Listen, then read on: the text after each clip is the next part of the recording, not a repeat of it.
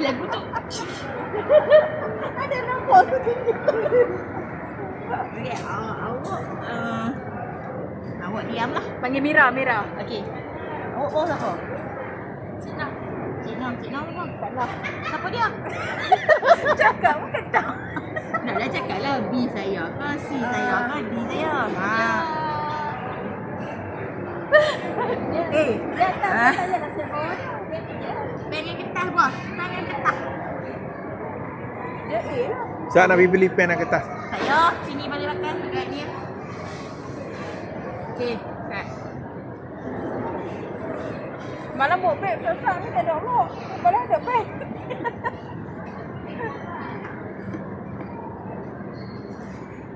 Nak yang mana?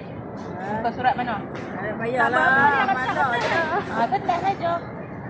This kind ni. Yang tu lah. Nak kena pilihan. Okey ya. Bila orang tanya siapa, bawa siapa, kena jawab A, B atau C.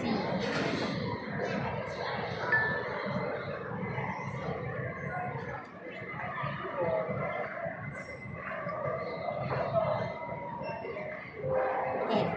Tadi dah ada A, dah ada B, dah ada C, dah ada D.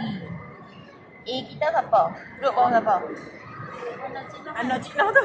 Anak Cik Nah. Okey, had ni Syaidi. Syaidi ni dia A. Akak duduk bawah Syaidi. Akak B.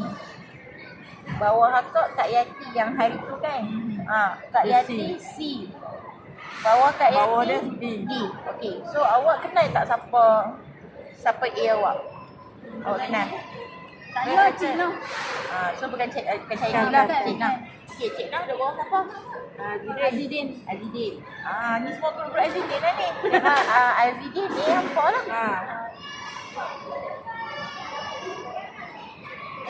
Okey, ya. So kalau orang tanya, kalau kata kita main group macam ni, kena tanya, duduk bawah siapa? Kena tahu, sebut leader yang paling utama A. A ni siapa? A ni B kepada dia ni. Sorry. A ni siapa? Kalau contoh Azidin B. Dia ni siapa A dia? Ni ya? ID ya? Jangan kata terus saya duduk kat D ke bawah D kan. Kalau duduk bawah D, awak dah jadi B dia dah. So, jangan awak kata awak duduk kat sini, tiba-tiba saya Syaidi. Faham? Clear ni? Okey. Betul dah. Ibu pernah main?